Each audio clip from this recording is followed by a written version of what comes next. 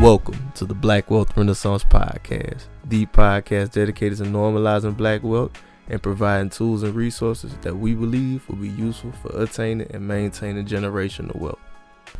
Welcome to episode 10 of the Black Wealth Renaissance Podcast. On this episode, we talk to Mr. Andre C. Hatchett, an entrepreneur, business owner, philanthropist, and educator located in Georgia. Mr. Hatchett provides his community with a wealth of knowledge and opportunities through his various businesses such as Black Course Builders, the Black Real Estate School, and his Notary Business School, where he teaches individuals how to create streams of income.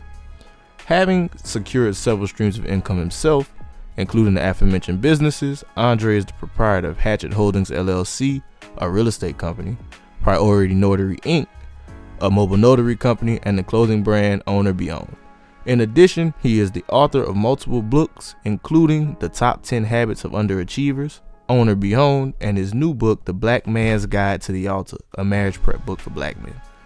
Mr. Hatchett truly embodies a financial renaissance man, providing the community with tools and resources to help us win. So without further ado, let's get ready to learn and grow with our brother, Andre C. Hatchett. Well, it's an honor to be here, man. I love everything y'all got going on, man. Very happy about everything y'all put together out here, man. Beautiful stuff. Appreciate you, man. It's an honor to us to have you on here, man. You was one of the first guys that, like, whenever we first found out about this whole space of the internet, you were one of the first guys that we got turned on to with, like, this whole mentality of black people taking ownership. I appreciate it. I definitely appreciate it. And the podcast is dope. I've been listening to the episodes. Oh, appreciate you, man. Yeah, podcast. Appreciate it. About the college, y'all were at schools together. I don't know if it was all of y'all or a couple of y'all were at schools together, and y'all were selling plates. Yeah. Like, yo, that is hunger for real right there. Yeah. That's some real hunger right there. I respect it. Hey, man, got to get it out the mud. You got to get it how you live. You got to find a way, man. You got to find a way. That's it. So, Brother Dre, yeah. Can you tell us a little bit about, like, how you got into entrepreneurship? Yeah. So I'm one of those hardcore people. So I was selling lemonade when I was a kid. Me and my brother and my friend Matt were shoveling snow. Like 8, 9, 10 years old. I was selling candy at school, and then I had my friends selling it with me. So I just don't like limitations, and I don't like being told what to do all day long. So I was just one of those get it out the mud type dudes from when I was a kid. Yeah. And it just never stopped. Just been pushing ever since. Pushing because and not to knock what anybody does, but when you're at a job, most jobs are limited on what you can earn. And I would say some of the smartest people I know just clocking in. And I'm like, man, y'all are smart as hell. Why are y'all doing this? And for me, for my personality, I'm like, look, like, they got me capped off. I don't want any cap offs. I got to figure this thing out. So I've been full-time entrepreneur since I'm 37 now, since I was 28, without having to have a job. So it's working. That's dope. So you never worked like a job with anybody? I did. I worked a lot of jobs. So I had jobs since I was 14 years old. Oh, wow. Yeah, I was washing dishes. I was a cabana boy at a beach club. I worked with autistic children from like 19 to 27. A couple of years in there where I didn't work with autistic kids, and I was an entrepreneur, and it didn't work. But I scooped ice cream at Baskin Robbins and Haagen-Dazs. I worked at like a CVS kind of store called Harmon's. Yeah, I had a lot of jobs.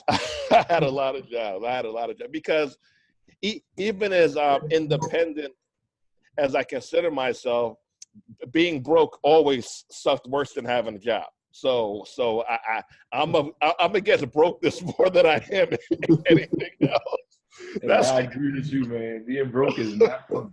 That's like against the law. So as entrepreneur as I am, I had jobs. I've just been able to not have a job over the past full-time 9 years. 9 years or so, yeah. What do y'all do? Well, I'm an EMT.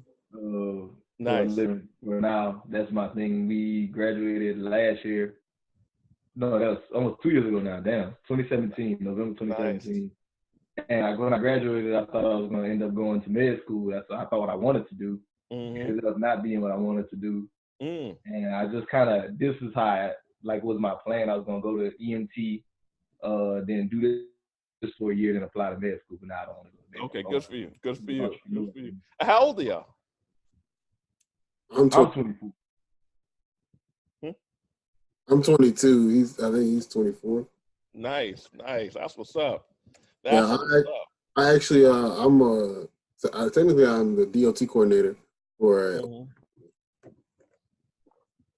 That's what it is. I work out in West Texas. That's what it is. Love it. And I got one of y'all shirts too. That shit is fly. Yeah. Hey man, we appreciate it, man. Yeah, man. Nah, no doubt, man. You got to show love to the next generation. And the shirt is fly. Yo, and y'all logo is off the chain. Like, where did y'all come up with that? I swear it's the best logo out. I swear. The color scheme, y'all killed it. Y'all killed it for real. Man, you got to thank my man at Muse Visuals for that one. Man, he came up with that one. He cooked that one up. I mean, the way y'all work the green, white, and black and gray is friggin' iconic, yo. Like, I love it. I love it. Appreciate you. Like, it's crazy. I did not realize that people was liking the stuff we were doing that much. Oh, hell yeah. Oh, yeah, totally. We never thought, I never thought it would get this big. Like, we were just doing it for fun. We were like, hey, let's do it. Let's just see what happens with it. You know? I remember when y'all started. Yeah. I remember y'all shared one of my posts or something, a book, a class, something y'all did. And I was like, oh, first of all, you guys are really nice, which it always, as casual as things are society nowadays, you always stand out by being nice to people and saying hi and all that stuff. It still goes a long way. So whenever I would converse with y'all, I remember that y'all always showed love, and that stuck out. Yeah, man, we gotta show love because that's part of the whole thing, the movement. That's why I love this space of the internet so much. It's it's a bunch of Black people who want to work together, who understand that collaboration is way more powerful than competition. Oh, totally. Why we gotta be so adversarial? That's the thing with me. It doesn't make any sense. You can go a lot further, and I'm going to show you an example of that. Check your Instagram. I'm going to show you an example of collaboration right here.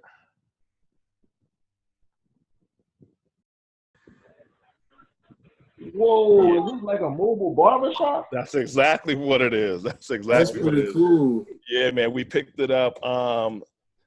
Charles. Y'all know Charles. Yeah, Ogilvy. I see you had commented something under his picture talking about the cut hit differently. I was talking about. Yeah, man. The investment group, which I'm a part of, we got a few houses, and we just picked that up this week. We got a barbershop. A mobile barbershop. How cool is that? That is. That's so cool. And we got how did y'all come across it? Charles found it, I believe, him or Josh. One of them found it online, and we have bi-weekly calls. And he was like, "Yo, I have an opportunity to get a mobile barbershop." I was like, "Oh hell yeah, man! Let's get that now. That's a no-brainer. That's a no-brainer." And we chipped in, probably 10, 15 of us, some 500, some 1,000, and we picked it up. That's pretty cool, man. Yeah, man. So equity partners in it. That's it. So just to show it in real life, in real time, what collaboration could do. Man. So I kind of want to backtrack because we never did, I know we recording right now and all that, but we never actually got into all the different things that you do, because you do a lot of different things, man. I got a couple things going on. I know you got the Black Real Estate School, real estate company, several books. Yeah. Let's see, what else? I know it's a couple. You got a mobile barbershop now too. You got a mobile. Add that in there. Yeah, that's lit right there. Yeah. Mm-hmm. Where did you start? My first formal corporation was my notary service, which is Priority Notary Inc. So in a nutshell, I have a friend, his name is Ricky. We had mutual friends, or we have mutual friends, and they were telling me about what Ricky was doing. At that time, I knew Ricky, but I didn't know him really well. And they were telling me, he shows up somewhere, he gets like $75 a pop and up for like a few minutes worth of work. I was like, huh? He's like, yeah. I was like, okay, I got to talk to Ricky. So I found out it's a mobile notary public. So he was licensed by the state. He goes to people's houses and homes and hospitals and all this stuff and notarize their documents. And at that time, I was making $15 an hour, which is like $100 a day, working with special needs children. So I was like, if I could do a few jobs a day, I'm going to double what I'm making at the job. So I shadowed him. I got my notary public license, and I started my own company at 23. I did it part-time while I was at the job. But I was getting so many calls, I left the job. But then the recession hit, I had to go back. This is 2007, 2008. I had to go back to the job for like a year. But I was still doing the business on the side. And then after that, I left full-time. And that was my first formal corporation. I was a mobile notary public. I started it for like $500 or so. And it's been my most consistent business that I've ever had. And now you have. I can believe people always need documents notarized. People always need documents notarized. You can do loan closings. You can notarize wills, power of attorneys, healthcare proxies. We finance home purchases, timeshares, fingerprinting services, and apostille services. It's been a great business. And so your course that you have, your notary school, it teaches you exactly how to start your own step by step. Yeah, you see, I do it step by step. And y'all are affiliates for the school, so make sure you hit the links below. Hit the link below. We got the links below. Go to or if you don't want to click the link below, go to the website. We have the link in the website, man. Check it out. I'm gonna send y'all a promo code too. I'm gonna send you a promo code. Oh, I'll say, if you're too lazy to get off Instagram, go click on Invest in Yourself on the link in the bio. There we go. And I'm sending y'all a promo code too for all of your guests as well. So so that was my first business, and I started teaching it in 2015. 2015, I started teaching it, and I was in a car accident. So I couldn't move around that much.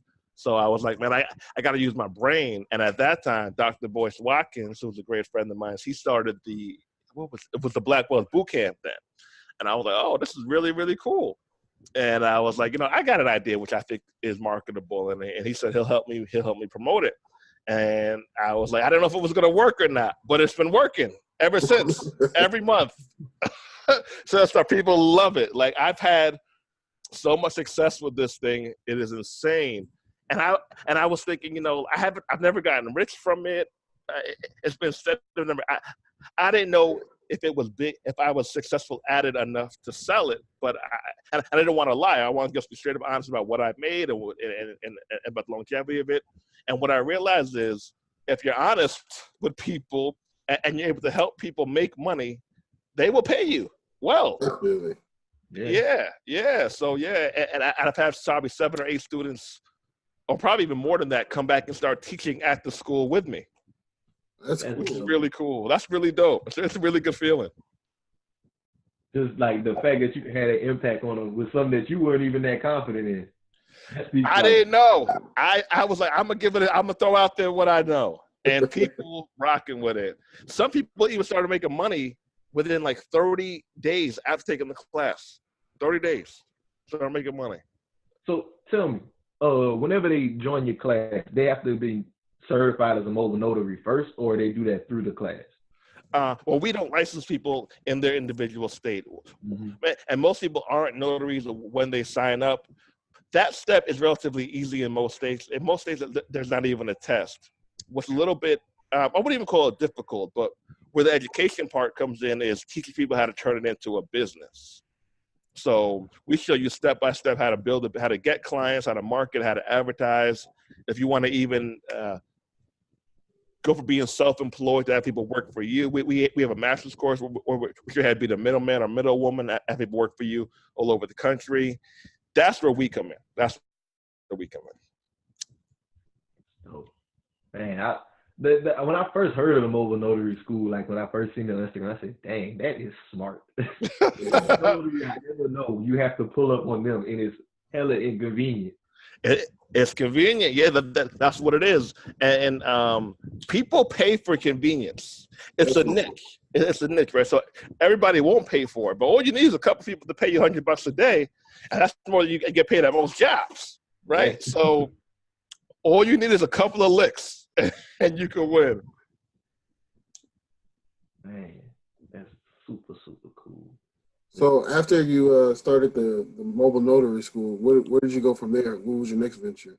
Then I started the Black Real Estate School, which also is below for y'all to enroll. So click that link. I knew a lot about real estate.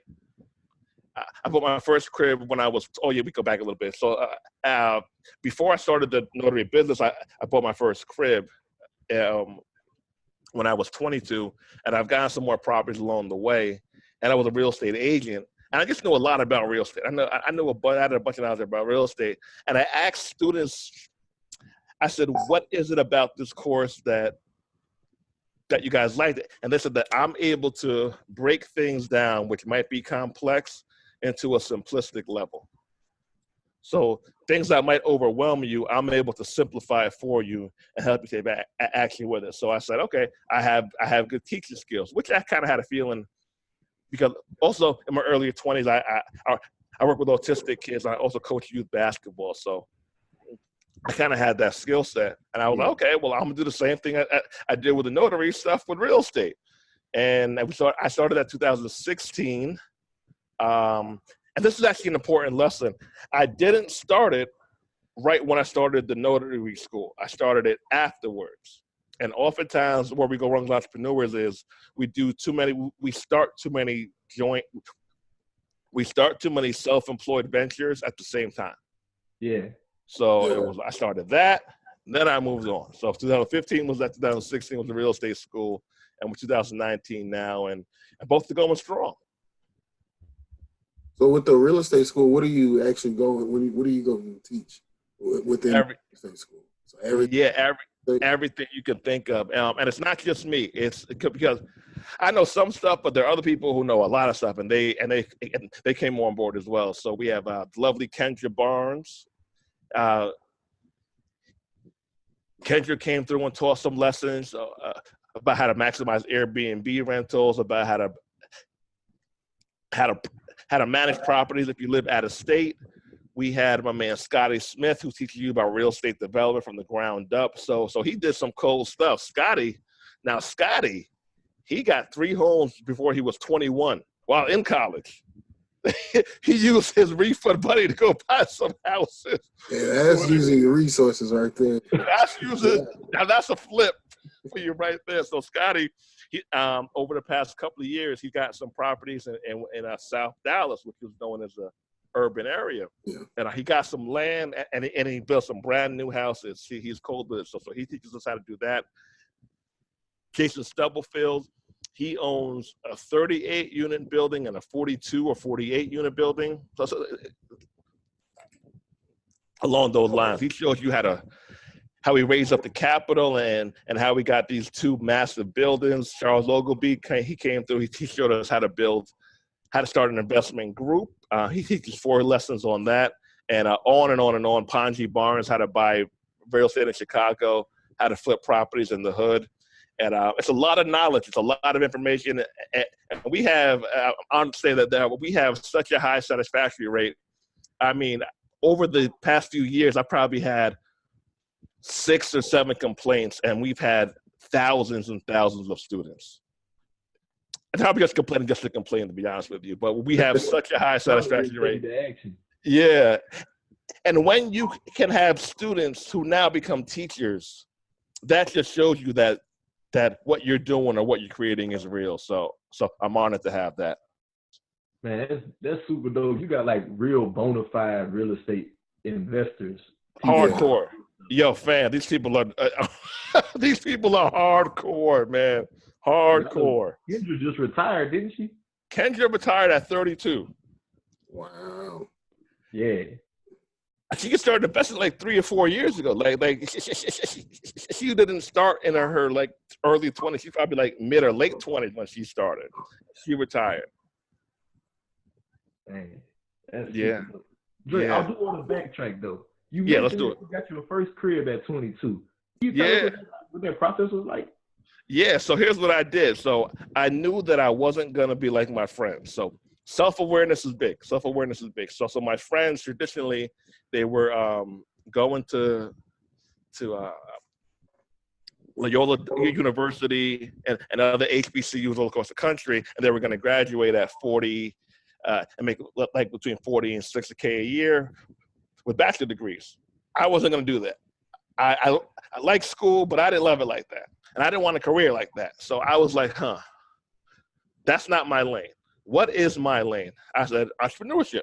I am going to figure out a way to buy a place to own homes. So at the time, I wasn't making a lot of money. So I had to write down every dollar I made and spent for like 3 years because I wasn't making a lot. Yeah. I had to track everything. If it wasn't going to get tracked, I wasn't going to save it. So I did that, and I was disciplined as hell. I went out like once every 2 weeks. I wouldn't spend more than 30% of what I made for the day. So if I made $100 a day, I would spend about $30 a day. I had a car. It died. I was taking the bus. I could have financed the car because I had like 720 credit score. I had like 10 bands in the freaking bank. But I was like, if I finance a car, I can't qualify for the crib because my DTI, my debt to income ratio, would have been all thrown off. So I sacrificed it and I took the bus up until I was able to close on the crib. And that's how I got my first house. I sacrificed, pasta and sauce, fam, all kinds of stuff. But I did it. And when you don't make a lot of bread, it forces you to become resourceful. And that's how I did it. Man, that's cool. You touched on a couple of things that like are really, really major. Like something we always talking about is budgeting. I think a lot of people really underestimate the power of tracking how much you spend. Mm-hmm. If you really track it and you are intentional about your finances, you can make really big things happen in your life. Church, yeah. It's what's so. I've interviewed a lot of people over the past like 6-7 years as well. And people who are successful, they usually have similar habits. Even if they're really different people, they have similar habits. And tracking where their money goes is one of those habits. Yeah. They track it. Very many millionaires that didn't track their spending. I don't know very many of them. Very few, very, very few. It can do wonders when you see where the money's going. And then you have to ask yourself, how bad do I want it? Do you want it bad enough to sit home? I have 2 friends who are both in Atlanta currently, right? One of them, he works at a hotel. And he drives Lyft on the side. He's going to do whatever he has to do to get into a house, probably within the next few months. I have another friend, smart guy, really, really smart guy. He's a little too smart for his own good. He thinks that he's above certain jobs. He probably will not have a house in the next 3 months. Now, taming your ego in order to get ahead is a major part of success. Thinking you're too cool you are not cooler than your bank account. If you do not have the money, you aren't that cool yet. And it's just amazing what some people aren't willing to do, who say they want it, but they aren't willing to do uncomfortable stuff or stuff that they think is beyond them. Fam, if you don't got a crib, nothing is beyond you. Oh, yeah, also with my jobs, I clean schools as well. So I have to clean autistic and special needs kids' poop. Like that was part of the job. Sometimes they poop themselves. I had to do it. I had to put some gloves and get it done. It got done. And I wasn't really happy with it, but it got done. But now I own some stuff, so I don't have to do it anymore. The sacrifices. Sacrifice with the uncomfortable stuff. It's all kind of like, it goes kind of back to that statement, like, everybody want to go to heaven, but don't nobody want to die. Church, yeah. Man, if you're like y'all, right? If y'all can just get in on some cribs now, and some businesses now, can you imagine by the time y'all 35, how lit y'all are gonna be? Man, I got a property in the contract right now. Oh, you got one of the call? Congrats. We're trying to close on it next week, man. Nice. Wholesale or your own crib? We were trying to wholesale it, but it's not looking like it. So what we're gonna do, probably something that I got the idea from listening to Charles' podcast. Okay. It's a mobile home on a half-acre of land. So we're gonna just buy it and then put it on a land contract. Just finance it out to somebody else. Congrats. I love it. Now, can you imagine, even on a small scale, right? Or a moderate scale, if y'all do 2 or 3 real estate deals a year for the next 10 years. That's doable, right? That's doable, right? With joint ventures, your own stuff, some credit, some OPM. But most people don't want to look ahead that, that's 10 years. I want to go so fast. Man, consistent growth will have y'all retired by the time y'all in your freaking 30s chilling. And that's one thing that I'm a person that I like to research people, and I like to look at Warren Buffett. He's one of the people that I look at all the time. And one of his biggest thing is you can't get rich quick, man. You get rich quick, probably going to lose it. Or it's not going to sustain itself. So you got to understand that you got to look 10 to 20 years ahead. If you want to get rich, that's the way you got to look at life. You got to look 10 to 20 years ahead. That's the truth, Kelly. And here's something as well. Once I slowed down, I actually sped up. So I tried to do too many things at one time. I tried to rush stuff. I've been there, which is why I tell people, it just does not work. Just slow down, all right? You got to slow down. But it's so hard when we're so ambitious. We want to just take over the world. But once I slowed down, I got so much more done. It works. So, and you get older fast.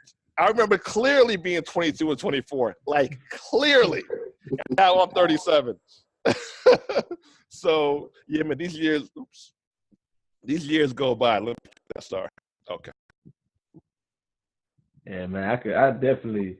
That's why, like, we always stress that long-term mentality. That's why we follow so many people that are like older than us and pay attention to the things they're saying and doing. Mm-hmm. Like O'Neill said on the podcast last week, he said, if you're the most intelligent person in your circle, you're probably in the wrong circle. Oh, totally. Oh, yeah. You should strive to feel dumb every once in a while. Strive like that. These people are really smart. These people get a lot done. And you don't necessarily have to run their race because that can be problematic as well. But what it does is it makes you challenge yourself to see like if you're going hard enough within yourself. The competition is against other people is against you, seeing how far you can go. Exactly. But being around them will help you challenge yourself. Yes, sir. Mm-hmm. Man, something else I wanted to ask. Okay, yeah. I know it's like a complete segue, but not really. That's cool. I really love the idea of the brand that you brought out with Own to Be On. Thank you. Because it's really necessary. Mm-hmm. That we really need a culture to understand that is basically where we are right now. It's either own or be on. We always talk about gentrification and all these other problems, and at the end of the day, the root is ownership. Yeah. So can you talk about that a little bit? Yeah. So my man Avery, he said, "Yo, Dre, that's your thing. That's your line." I was like, "What?" He's like, "Own or be on." Like you always say. I was like, "You're right." Now, this was like 5 years ago or so. So there's a lot of problems in our community, inside, outside, all that stuff. We probably are not going to get shot by a cop, right? If we just have to go with numbers. Now, it doesn't mean that we don't fight that stuff, but most of our problems are going to come from being hired and not being able to not being able to accumulate wealth. That's the majority of our problems. So I said, okay, what's going to, because I'm all in on my people. What's going to be my lane? Because if we try to fix everything, you'll just go crazy trying to fix every problem in our community. You'll literally go crazy. You got to find a niche because we got a lot of stuff going on. And I said, okay, ownership. I'm going to double down on Black men, helping Black men, and ownership, business ownership and home ownership. And it just took off, resonated with people because most people realize, even with some jobs, if you have dreadlocks, you can't get a job. Yeah, bro, that's crazy. That's nuts. And they're just openly discriminating against that. Dreadlocks. You can't get a job. If you went to jail 10 years ago, you can't get certain jobs. Like a whole decade ago, all been clean ever since. You can't get certain jobs. So I said, this is going to be what I'm going to do. I'm going to try to get as many people as I can and to start a business and or buy a home, even if not on their own together. And I just go totally hard on the things that I can offer the community. I'm very solution-based. I try to do too much theory stuff. It's just not my thing. I'm very solution-based. And I said, I'm having a lot of success. I'm helping people make money on their own without having to have a job full-time and get into their own homes and multiple homes. So it's working and I'm running with it. I support it, man. That's one thing that I know. It doesn't matter who I'm talking to. That's something I'm advocating for. Yeah. All day, every day. Home ownership, business ownership will take you so much further than just working a job and trying to rely on your company's 401k plan. Yeah. And even if you have the job, it's job discrimination. Now you got to deal with once you're freaking in the door, which I dealt with when I was out of job. I was like, man, this is not the move here. This is not the move here. So, and again, I don't knock anybody who has a full-time job. I'm just telling you to have some stuff on the side. Even just be an investor in a mobile barbershop like we did. Yeah. We got to run nothing. Just have some stuff on the side because every Black man needs to, in my opinion, own where he lives and own where he works. It's the only way you can control it. Bingo. So with the mobile barbershop, just to give people a little better idea, I know you said it's like 15, 20 of y'all that just came together. Like, did Charles just come across it, or is it just something that y'all have like plotted out? And can you like how y'all worked it out? Just we weren't plotting on a mobile barbershop. We were looking at trucks.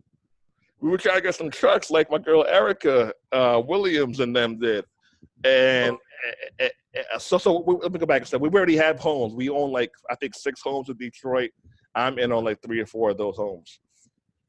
And we're working on some trucks next. And he dropped the link in our private Slack group. He was like, yo, check this out. And let's have a phone call about it later on. And I was like, yo, that's a total no-brainer. So we already have people in the group already signed up. And not everybody invests in everything. But a lot of people want to invest in this one. A lot of people want to invest in it. And we put the money up and we copped it. So like, with just because I'm not sure, we never really talked about like equity-based crowdfunding on here. Mm-hmm. I know you've done that before, crowdfunding equity. Can you kind of break down how that works to some of the followers? Yeah. So this isn't equity-based crowdfunding. This is more private equity, if I had to give it a name. So it's a bunch of private investors. Equity-based crowdfunding is like the Tulsa Real Estate Fund, who I helped launch it. I was part of the social media team and the Tulsa Talks Thursday team and the marketing team for about a year and change. That's when you go through the SEC. The SEC is like the financial government, for lack of better words. They have to approve what you're doing in order for you to go out publicly and raise money. So President Obama, he passed the bill and said that non-accredited investors are able to go out and publicly raise money if you get approved by the SEC for equity crowdfunding. Now, an accredited investor, you have to make over $200,000 a year and have like $1 million in assets, and that cannot include your primary residence. Might be a little off of those numbers, but it's in that ballpark. Big barrier. Yeah. So it's tough to get those numbers up, right? It's really, really tough. But now, because of that bill that passed in 2012-ish, now you can go out and raise money publicly, and you can invest in companies for like $50, $100, $500, $1,000. I invested in one called Jan Bros, who are two black brothers from Africa, but they live in Harlem. So I own a very small minority percentage of a company that's in 100 Whole Foods right now, and I put in $350. $350. And that's gonna be a great ROI, because even though it's just that small share, as the brand grows, so totally, yeah. I think a lot of people don't realize like how much that can grow to. A lot of people just see it as $100. Oh, I can't really buy nothing with that. But you can do a lot with that $100 or $300 that you can just invest into a small part of a company, and especially if that company grows and becomes worth a lot more. Yeah. And $100 might just flip into 1,000 or 100,000. You never know. Bingo. Or if they get bought out by a competitor, they're already in 100 Whole Foods. And honestly speaking, on top of all that stuff, I think it's just cool to own some stuff. Yeah. I just think it's cool as well to have a partial percentage in these companies. Popcom, Dawn Dixon, she was on the Breakfast Club. She raised $1 million for her kiosk. I think I put $275 in that, and a bunch of other ones as well. So I'm a minority owner in a bunch of companies, and it's all through equity crowdfunding. And I would have been able to do these things if Obama didn't pass that bill. So I'm a huge proponent of it. I mean, even on a small scale. And I'm big on momentum, right? I'm big on momentum and energy. A lot of people, they spend $50, $100 a week on non-assets. Yeah. Drinks, chicken fingers. I mean, cool stuff. But even if you took 2 weeks off from spending on that stuff, you say, you know what? 1 month I'm going to invest in a property, and 1 month I'm going to invest in a private equity crowdfunding business. It gives you a couple of years of that. You could have a much better quality of life. So you can go to startengine.com to check out some of those companies as well. And literally $500, $1,000, $200, $100, and you could really be a partial owner in a company. Of course, there's risk, but man, if you go to the bar, bingo. And if you go to the bar, you know where that money's going anyway. So give yourself a chance. Give yourself a shot. I think it's a bigger risk not investing, honestly, because yeah. There's no ROI when you don't invest. Mm-hmm. Mm-hmm. And the momentum that you gain, inside of yourself, you're like, yo, okay, I did it once. I mean, where we at now, May? You could legit have a full-time job, own no assets now, and fall back from this summer. Just invest your bread this summer, and by the end of the summer, you could be in on 3 houses and 4 or 5 companies while working a job. There's no excuse anymore not to be an owner. No excuse anymore. Yeah, it really is, and that's the beauty of the internet. It makes so many things easily accessible to so many people. Yeah, people don't use it for the right things. Yeah, definitely, especially social media. Man, if you're not using social media to network with people from across the globe or across the country, and to their different business deals and stuff like that, man, you're missing out. You're wasting your time. Totally. And you can still have fun and do other stuff as well. But I mean, man, hop in on some positive stuff. Hop in on some progressive stuff that can help you change out your whole existence, man. Whole existence. I do have one more question for you, Andre. So, our viewers, what was your biggest learning lesson? Biggest learning lesson from starting a business? Great question. Overact and underthink. I love that. So much. Yeah, I think that's probably the biggest one, because I've done it, and so many people do it. Especially people with like high IQs who read a lot of books and went to a lot of college and stuff.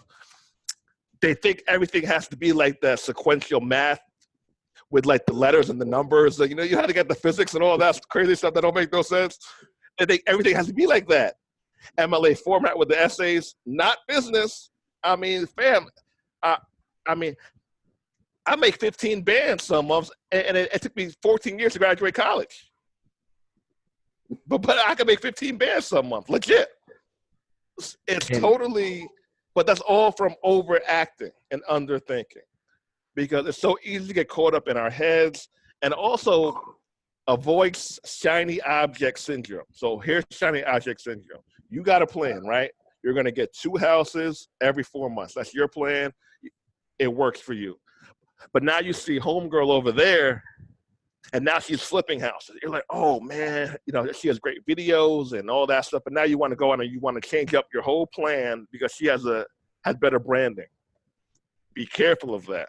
Shiny object syndrome can have you chasing someone else's plan and you execute nothing. So those are some major lessons that I would I've learned. Man, that shiny object syndrome, that's a huge thing. Huge. I know it's something we spoke on one of the earlier podcasts, like the cannabis industry. Yeah. While we know it's a booming industry, that's something that we want people to kind of avoid with that industry, because it's real easy to get that mentality like, oh, I'm going to go in there and I'm going to make a meal real quick. Also with the crypto. Yeah. Also with crypto. Also with the crypto. Man, listen, I can't run every race. I am going to have to miss out on some things. And again, I've been there with trying to get in on everything, which is why I know this so well. I'm okay with it. I'm okay with slow, consistent growth. I'm okay with some Airbnb here, some long-term rental here, some silent investor stuff here, some online course stuff here. If I maximize on the stuff that I got going on now, by 40, I'm freaking paid. I'm freaking paid if I keep doing what I'm doing now. So, yes, it can be tough at times, but it works. That's a huge thing. I think people need to realize that you don't chase the money. Chase your plan, the money will come. Bingo. Chase your plan, the money will come. That was a great thing. You didn't say passion. Chase your plan. Yes. Yes, that's another one. That passion thing, overrated. Totally overrated. I don't want to cut no one's hair up in that barbershop. I don't want to cut no hair, right? But the plan, the system works. The system works. We go and rent out that truck. Shoot, I'll even drive the truck. But the plan works. Passion is over freaking. Front end passion is overrated. Front end passion is where people think they have to love it all along the way. Do you love the results? Do you love your mom not having to work anymore? Do you love you being able to have a stay-home wife? Do you love not being able to have a job? So sometimes people are gifted where they love everything they do along the way, and that is great if that is you. Follow your gift over your passion or your plan. Gift or plan over passion. Your gift comes easier to you to make money from it. I can do what I don't want to do for a month and go spend 2 weeks on an island. I'll have a lot of fun. I'm passionate about the beach. I don't have to be passionate about how I got to the beach, as long as I'm good at it. You gotta take that. There's the dirty work though. That's the part that people don't like to do. It goes back to what you said earlier, that uncomfortable feeling. People don't like to do what's uncomfortable. It's not fun. It's not fun a lot of times. Yeah, success is boring. Like who told people that success is fun? Success is boring as heck a lot of the time. But once things get rolling, then this is fun right now. Exciting. Exactly. This podcast is fun. I'm able to talk to some younger brothers who are doing their thing. I love it. I'm excited about this. I've spent so many freaking nights that weren't fun to get here. So we aren't children, all right? Entrepreneurs, unless you are a child, but probably not a child. Children are taught about pleasure. Always seeking pleasure. Adults, like my friend who drives Lyft and works at the hotel, he's seeking, I got to get this done. He'll have pleasure in his house and when he could Airbnb 2 rooms and be living for free every freaking month. That's pleasure. My other friend, he goes out all the damn time. He wants upfront pleasure. He doesn't want long-term pleasure. It's huge. Keep that in mind. Hey, my favorite thing, man, delayed gratification. It works. I love it. It works. Embrace the boringness, and it will work very well. Embrace it. Prepare yourself for it. I just got paid right now. I did. I got paid $49. See, that's man. If you get it, you do the front end work of it, man. You just sit back and enjoy your pleasure, man. Bingo. There you go. You got paid $40. I want to look at my phone and see somebody paid. It's coming. It's coming, man. I tell him, man. I feel you guys' energy. It's about to be on. It's about to be on for y'all. Is there another guy that works with y'all too? There's actually two more. There's two more. Okay. My best friend since 8th grade, his name is Jalen. And that's then what's up. Jared, another one of our friends. He was our roommate in college, me and Kelly. So me, David, and Jared were all roommates at Louisiana Tech. That's what's up. Tell them I said what's up. Oh, yeah, man. Unfortunately, they couldn't make the call. Jalen on the road, and Jared is in class right now. He at the Railroad Institute. I ain't mad at that. Well, I'll come back on chapter with them. And I got to have y'all on my platform, too. Oh, most definitely. I would love to. Yeah. Got to get on there, man. Dre, I do want to ask you about something, too, because you had talked about having, like, the stay-at-home wife. Mm-hmm. And I remember you had those books that you had promoted on the thing, the free book. Yeah. The Black Man's Guide to Prepare Marriage.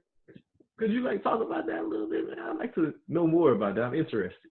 Yeah. So I put together this book because a lot of people, including myself, we value marriage, but a lot of us weren't taught how to deal with the hard times of marriage.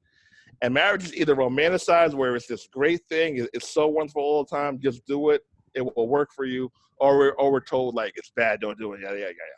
But there's a lot of gray in there, and it's just a guide to help prepare men. Okay, here's what to look for. Here's what I looked for. Here's what can go wrong, all right? Here's what probably will go wrong. How do you handle things when they get hard and when things go wrong? That conversation, I do not see it being had, not in an honest, raw form. So I was like, man, because I hit some roadblocks, and I was like, I didn't know what the hell I was doing. I did not know what the hell I was doing, and I had to just fall back and wow. And I realized I didn't learn. And I didn't seek help. And I was like, I could have called 10 friends or 5 friends and asked them to help me out. But I was like, well, what about the other people who don't know? So I was just like, if you guys don't mind, I want to put together a book. If you guys can answer these short questions for me, I'd appreciate it. I just wanted to be honest. And raw. And I just put it together, and it will be out in about a week. So by the time this is out, it sounds out it's going to be out. Yeah, sounds out. It's going to be out. Yeah, it's called The Black Man's Journey to the Altar and Beyond. And we have, this is volume 1. I think we have 8 or 9 brothers who just give an honest testimony about why they pursued a relationship with their queen, how they handle things when they get back, when things get rough, and what not to do when things go bad or when you mess up, and what to do when things go bad or when you mess up. And I swear, as simple as all this sounds, the advice is so useful and it can help save relationships. I'm very excited about this book, extremely excited about this book. And it was put together in 30 days. Just when I was working on a book, 30 days. Literally 30 days. I hollered at some dudes. They emailed me some info. I put my spiel in there. It isn't a big book. It's like 50 or so pages, but it's done and it's useful. So do not take too much time to write your book. Write your book. Get it done. Get it done. Just get it done. Don't spend all that time editing. Keep it real and raw. That's what people want. It could always be re-edited later on too. It could be re-edited like and re-uploaded to Amazon. It ain't no big deal. Dude. So something else I did want to ask you. Being like an entrepreneur, I hear Charles talk on this a lot. He says that being married is like a really big thing, and marriage takes you further. Do you feel the same way? So it isn't just a marriage, it's being in a committed relationship. So I would say for the most part, yes. Here's why. You aren't, it distracts you from going out and pursuing multiple women. Or it should distract you from pursuing multiple women. That alone is expensive and it's time consuming. And all of these women have different personalities, per se. So, like, they want to go different restaurants. You got to pay. At least summertime, you got to pay, right? Like, vacations, sex. I mean, like, sex is lit. But, if you got 3-4 women a week, like, that's a lot of time you got to put into it. So what a relationship or marriage did for me is it literally slows your brain down a little bit and it allows you to focus on your other stuff. And if you're single, not say you will if you're single, because some people don't, but it's just a lot of temptation out there. So it's no coincidence that what I've seen from most of my friends who make 6 figures plus, who probably have $1 million in assets or $500,000 in assets, who have big 401ks, fam, about 80% of them either have a long-term girlfriend and or they're married. It's no coincidence. I don't think it's any coincidence. I do know people who are successful and single, but it's very, very few of them. Very, very few of them. There's something about having a quality woman and it forces you to grow internally, because it's like, if we're kind of old-fashioned per se, we're probably going to pay the majority of the stuff. You got to think of ways to get that money up. Yeah. You got to think of ways to get that bread up. So it forces you to grow. And also, I would encourage entrepreneur guy to look for a woman who's supportive with that stuff as well. I don't just believe in a whole free ride. Like, I'm not saying that. I think you should scout a woman who can help you with this journey as well. Someone who's an asset, not a liability. Like somebody who's an asset. Someone who's an asset. So I don't need her. Oftentimes, women assume that I want to date or marry somebody, or that I would have dated or married somebody who's ultra ambitious and wants to take over the world and own a bunch of stuff like me. I don't need that, to be honest with you. I prefer more of a domesticated woman who can help me with my stuff, who's a great writer and editor, who can hold down the crib, because I got what I got. I need you to do the other stuff that I'm not good at. But that's a personal thing, though. We try to do this little thing called What's on Your Timeline. Just trying to see something that you maybe saw on social media or something, or that maybe you posted that you found that was impactful that you want to talk about, share with the people. Yeah. On my own account? Anywhere on social media. Social media in general, that I felt was impactful. I felt, unfortunately, the Nipsey Hussle passing, which was really sad, man. Like that really was really sad. He was just doing all the right things. Like, God, he owned the co-working space, man. Like, how G is that? How you pop somebody who owns a co-working space, fam? Oh, man. But on a positive note, I felt a lot of people were inspired to take action after seeing that. I hope it lingers. But he was about results. Nipsey Hussle at 33, he had results. He had stores where he hired people. He was so innovative. He really forced a lot of people to level up. And he also worked with other Black people. He didn't do stuff alone. He worked with other Black people. So unfortunately, as sad as it is, I feel that Nipsey Hussle did not die in vain, and his impact is going to be felt, and it's going to push people in towards taking action. Also, something Meek Mill posted something probably about 2 or 3 months ago. He said, "Enough with challenging each other as rappers to go buy jewelry. Let's do a house challenge or a business challenge."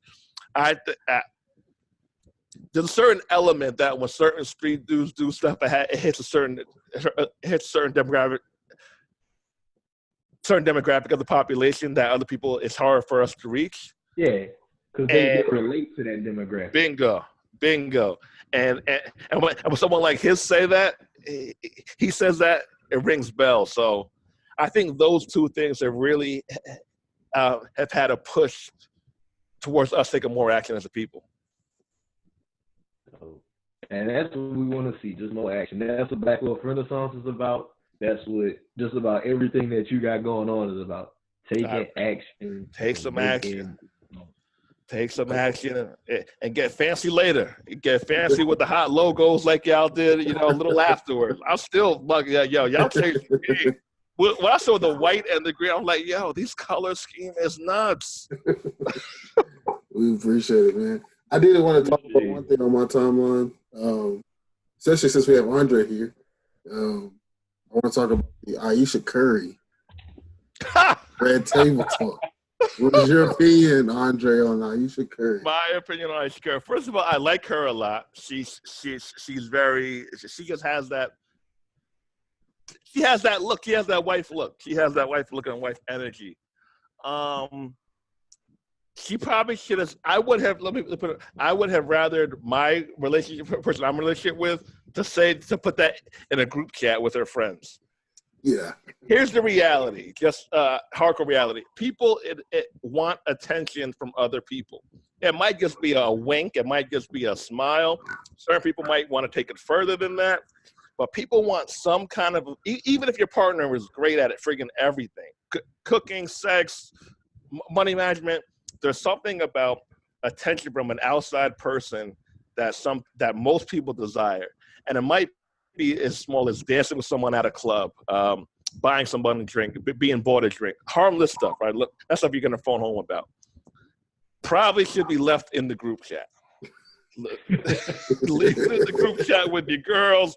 Tell your girls, man, I want to go out. I want to go flirt with some guys. Just talk to your homeboys about it and go to Miami for a weekend and just do that. Just don't get on table talk. Don't go on social media and the internet, because now you're mean. Fam, I was on YouTube. I swore I saw 100 plus videos with people talking about it. Man, yeah. How'd y'all feel about it? I thought it was pretty damn funny. I'm not gonna lie. I was like, the memes were hilarious. I will say the memes were hilarious. But I definitely think I agree with you that it should have been an enclosed talking. Like it shouldn't have been out for everyone to just know about it. Yeah.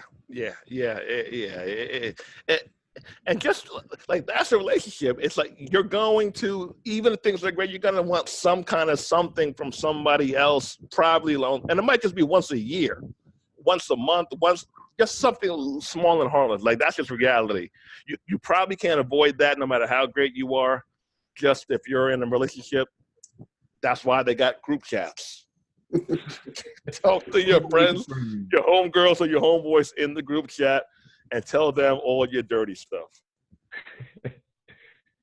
I got one last thing I want to touch on with something that's on our timeline, actually.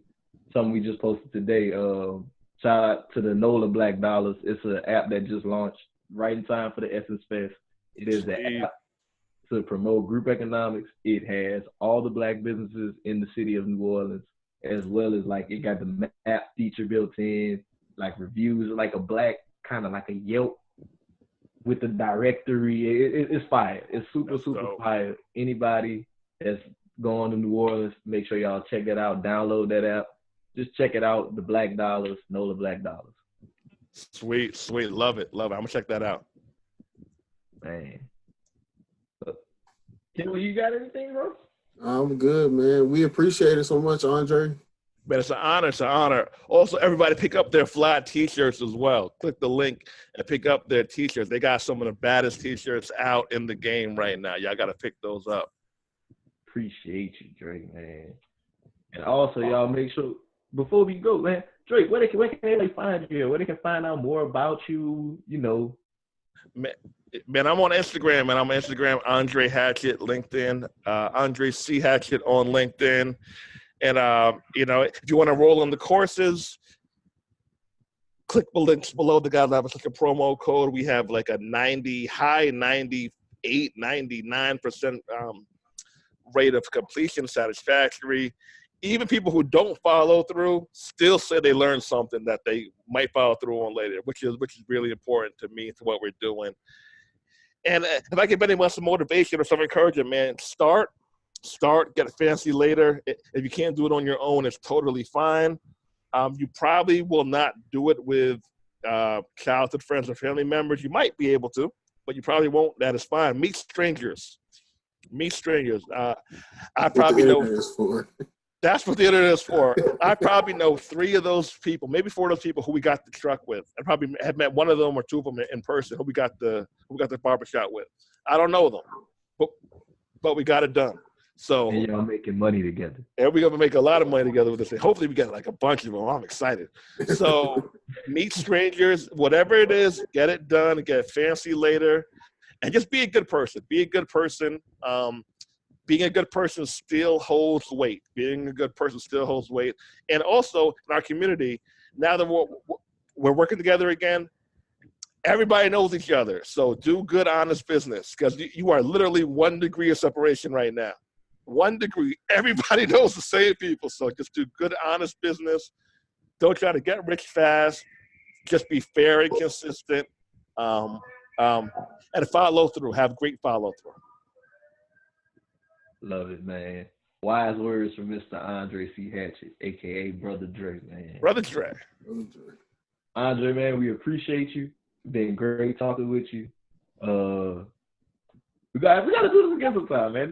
Let's do it next month. Let's do it like once a month, or like once every quarter or something. I would love it. I would love it. Holler at you, see what's going on, see if we could try to invest in this mobile barbershop thing. We might have to get in on that. Hey, listen, man. Round 2, let's do it.